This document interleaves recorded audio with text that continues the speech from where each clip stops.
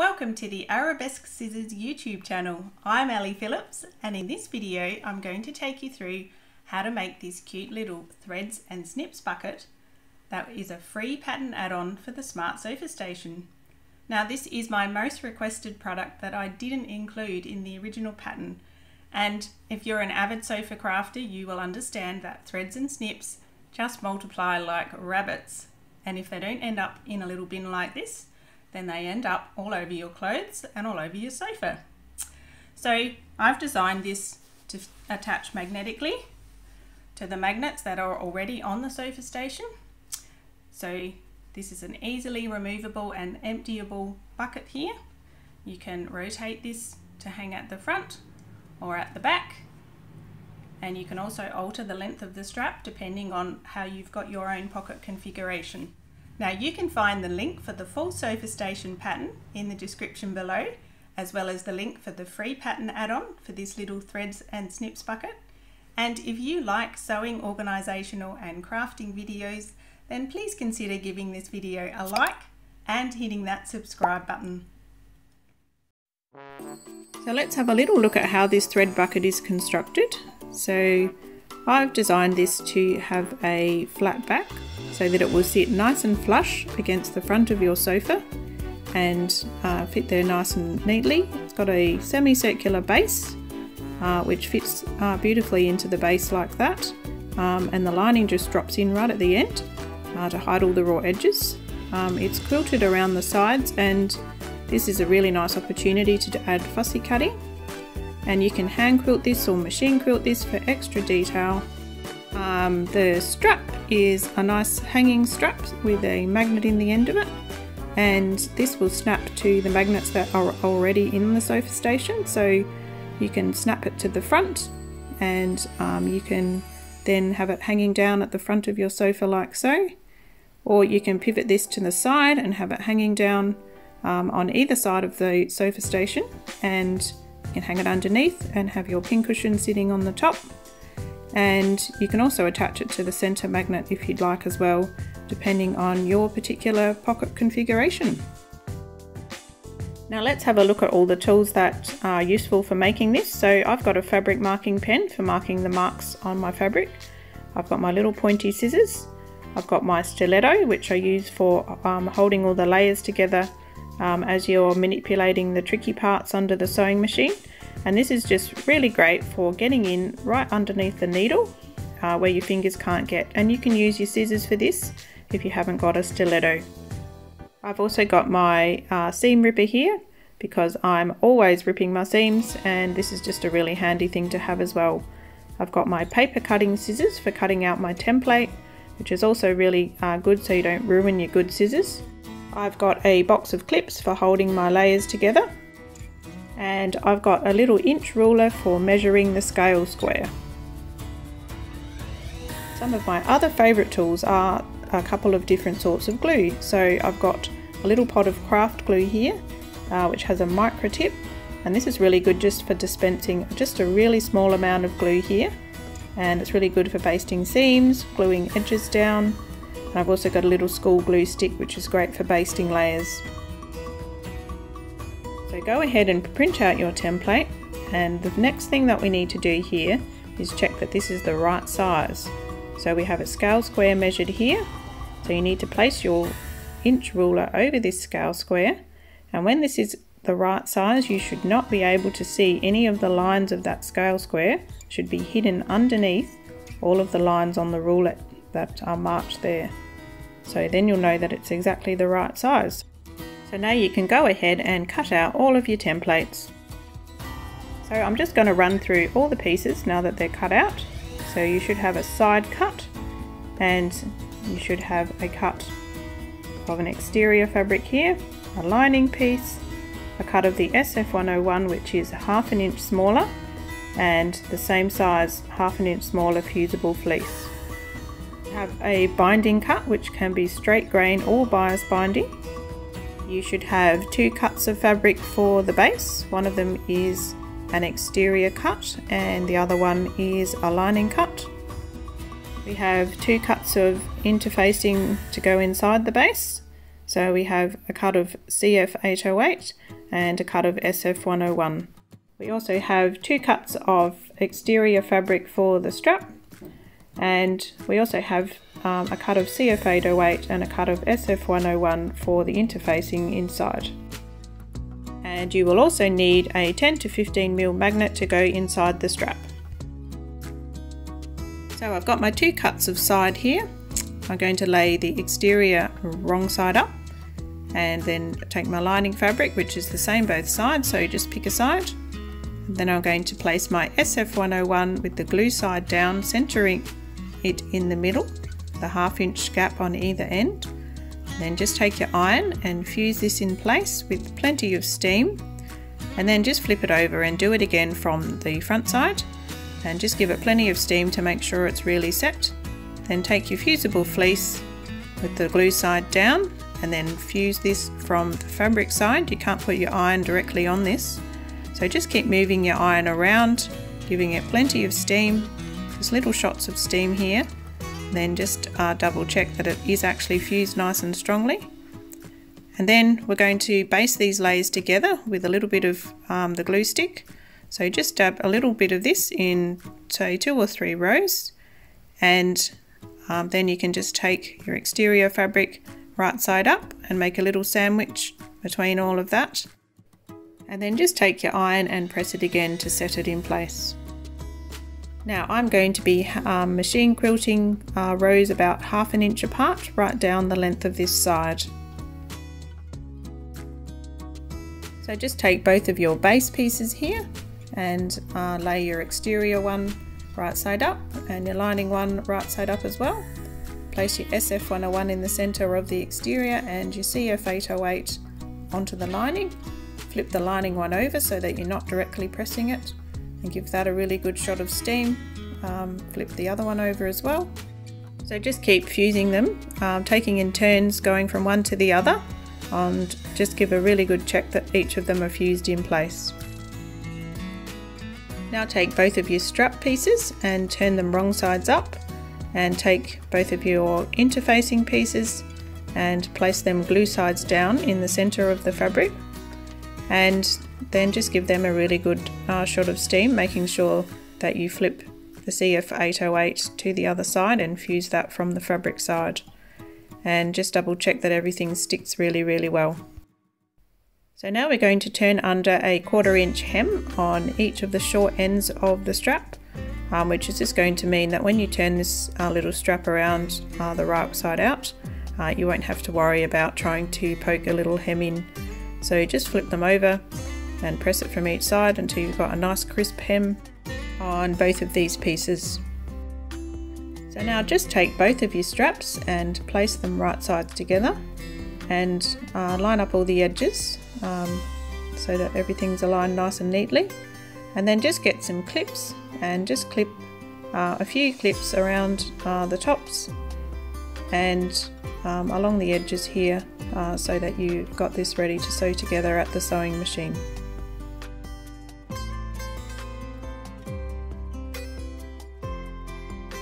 Now let's move on to this cut of binding that we've got here. So to sew these ends together, you'll see that they're both facing the same direction. So we want to place these ends right sides together, and then take the top end and turn it 90 degrees clockwise. And that's how we're going to make these meet together. So then we're going to just shift these along until they're just overlapping by 1/4 inch. And that will be where we sew the seam. So I'm just going to take you through this again. So just open this out. So we're just going to fold this in half so the short ends come together, right sides together.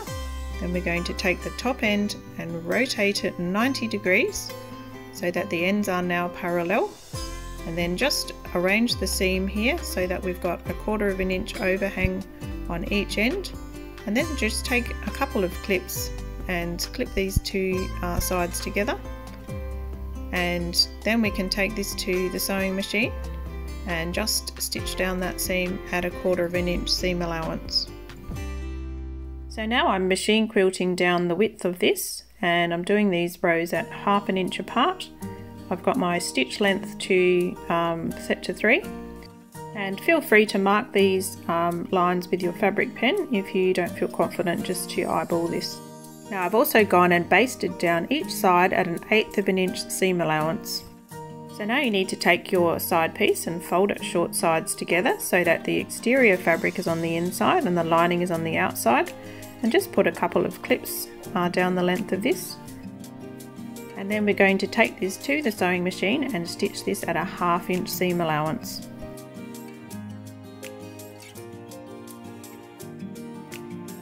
So let's look at the seam here. We've got 4 layers. We've got a layer of lining on the bottom, then we've got an exterior layer, then we've got another exterior layer, and finally another layer of lining on the top. So we're just going to take the scissors and trim these first top 2 layers here at just under 1/4 of an inch seam allowance. Just going to trim that much off, and then we're going to trim off the top exterior layer as well by the same amount. So just get your scissors in there and just trim off that layer at the same amount as you've done the other 2. So now we have just the final bottom layer of lining left at 1/2 an inch there, and we're going to fold this over and use this to cover the raw edges.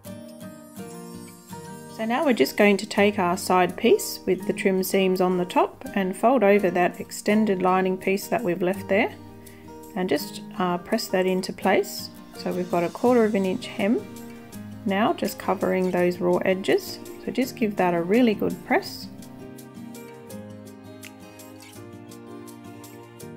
So now we're going to open out this side seam so that the centre back seam is now running down the centre. And I'm just going to take my craft glue and I'm going to put some glue on that hem that we've just pressed under. And this is just going to help hold this in place so that we can machine stitch over it in a minute. So just put a tiny bit of glue over that, and then we're just going to press that in place down over those other seams. So all of this seam is now going to the bottom or to the left hand side, and then just take your iron and then just press that in place, and this just helps dry the glue and set it so that now you can take it to the sewing machine and stitch it down. And you can see this just gives you a really nice neat way to finish off this seam. You can sew that now at your sewing machine and there are no more raw edges. So now we're just going to stitch down that side that we've just basted in place. So you can do this from the lining or from the external, and just push the rest of it out of the way as you go.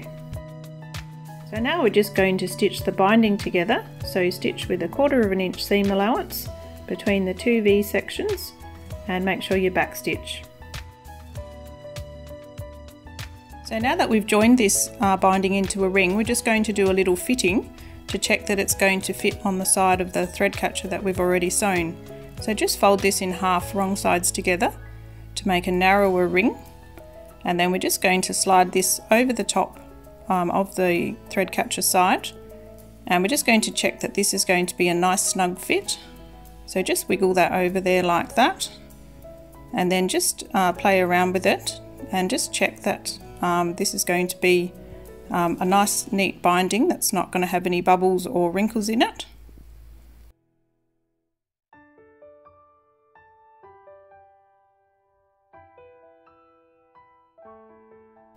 Now you can choose to attach your binding from the lining side or from the exterior side, and depending on whether you want to hand sew your binding onto the inside or you prefer to machine stitch it onto the outside, this is just a personal preference.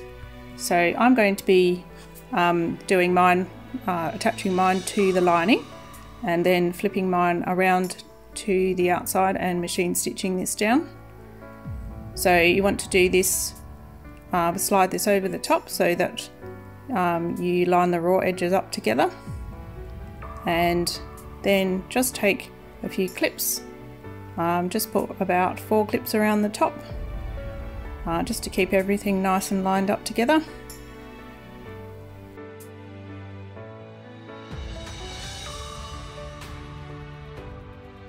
And then I'm going to be stitching my binding from the inside. So I'm going to be keeping mine at this orientation with the binding on the outside and stitching this way around.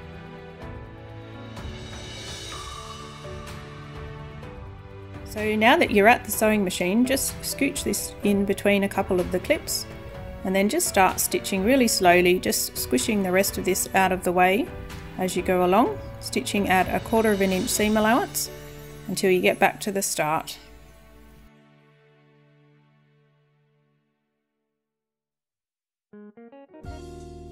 So now we can turn this round to the right side or the inside depending on which way you've done this. So just grab your glue and just run a nice thin bead of glue right around just inside that seam allowance, and then you can stick that down in place. So just work your way around and then just fold over just enough so that you cover up that line of stitching until you've got that all nicely stuck down. And then you can just grab your iron and then just turn that around, fold the side around as you go, just to set that glue in place.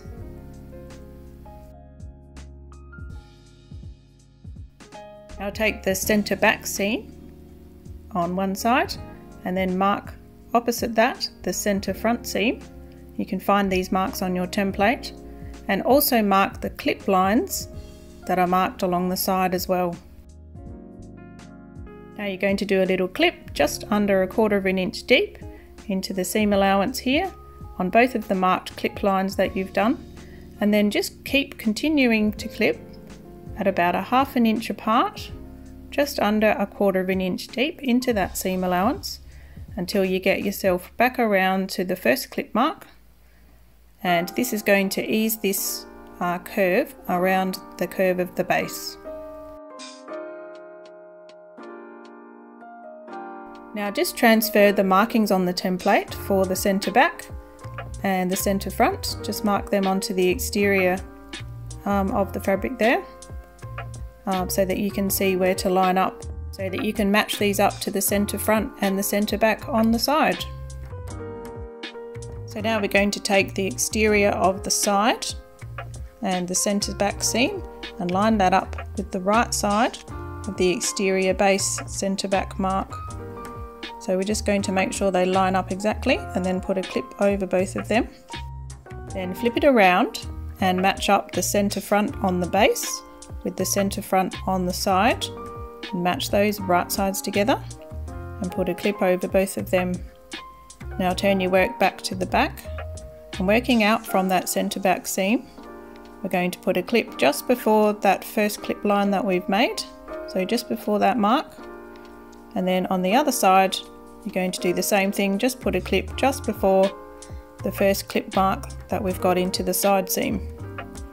Then turn this around back to the centre front, and we're just going to ease this fabric to ease the curve so that it matches up around the edge of this side seam here, and just eases nicely around this curved base that we've got here. So just put a couple of clips in between the centre front and the corners that you've got here, and you'll see that this is cupping in a little bit like a bowl. So just work your way around with a couple of clips on this side as well till you get back to this second corner, and everything should just stretch nicely to fit together. So now we can take this to the sewing machine and begin stitching the base to the side. Now I prefer to stitch from the side of the fabric rather than the base of the fabric, so I'm going to turn my work over, just remove that centre clip and then just wiggle that in under the foot. So just grab your stiletto tool to help hold all those layers together. When you get to the corner, just stop and pivot without going right into the raw edges there, and then just keep using your stiletto, smushing the side out of the way as you go around, removing the clips as you go. When you come to the next corner, just stop and pivot again, making sure you don't go off the edge into the raw edges there, until you come back to the centre back seam.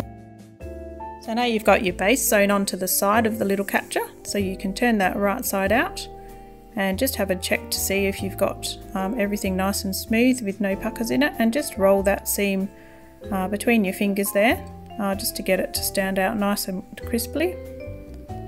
And now we're ready to put the lining down inside of the base. So just grab your lining and your little tub of craft glue, and I'm just going to glue baste a hem to the wrong side here. So I'm just running a bead of glue just inside where the hem's going to go, and then I'm going to turn it under a 1/4 inch hem here and just stick that down. And then you can just take your iron and glue that in place once you can see that that's stuck pretty well. So the iron just is really good at helping the glue dry. Just make sure you're not touching that onto your CF808. And then just continue running the bead of glue around the curve of the base. And then we're just going to continue folding and tucking, just easing those in. You're going to have a few little ruffles because of the curve here. So just keep holding that down while the glue sets, and then you can give that another little press with your iron just to keep everything in place.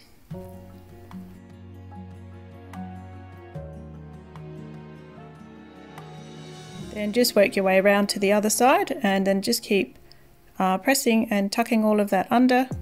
And the edge of the interfacing here is quite handy as a bit of a rigid edge that you've got to fold this around.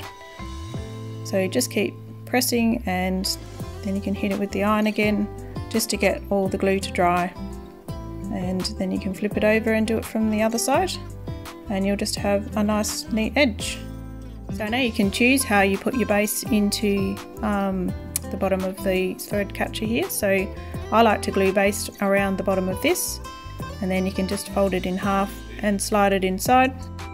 Or you can just flip this out to the wrong side again and just take your base and pin it in place over the raw edges here, and then you can just hand stitch this with just good old-fashioned hand stitching if you would prefer to do it that way.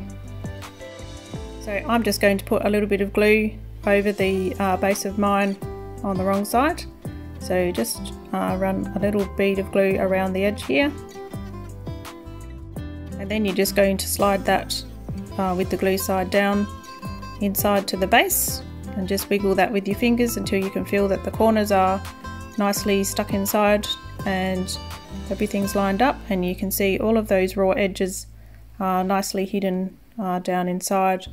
And if you need to add any extra glue, you've got that nice long tip there that you can just peel back a little corner and just add a bit of extra glue if you need to. So you can see how nice and neat that is now with all the raw edges hidden inside. So now you can sew your strap right sides together using the interfacing as a bit of a guide, and make sure you backstitch well at the beginning and end because this is going to take a fair bit of stress as we turn it right sides out. Now just trim down this seam to 1/8 of an inch. This is going to help reduce the bulk inside of the strap and also help the curve just be nice and crisp. And now we're ready to turn this right sides out. So there really just isn't any easy way of doing this. You just have to wiggle it, poke it, just take your time. I've sped this up, but this has taken me about 3 minutes in total to turn this little tube right side out. And when you're done, just give it a nice press with the iron just to get everything nice and crisp and all those wrinkles gone again. So now you can grab your magnet and slide this down into the tube all the way up to the end. I'm using a 15mm magnet for this particular one, which makes a nice tight fit. And once you get it to the end, you can just put a few stitches just below the base of the magnet here, either hand stitch or machine stitch, just to help hold that in place. Now before we attach this strap to the side of the little thread catcher, we're going to just double check the polarity of the strap that we've got here. So we want to make sure that this is going to attach to the right side, and you can attach this underneath or on top, but just make sure that the way you've got it is the way that you'd like to have it aligned. So just slide this down 1/2 inch into this thread catcher and hold it with a little clip. You can choose to attach it with the button if you would like to have a decorative element like that.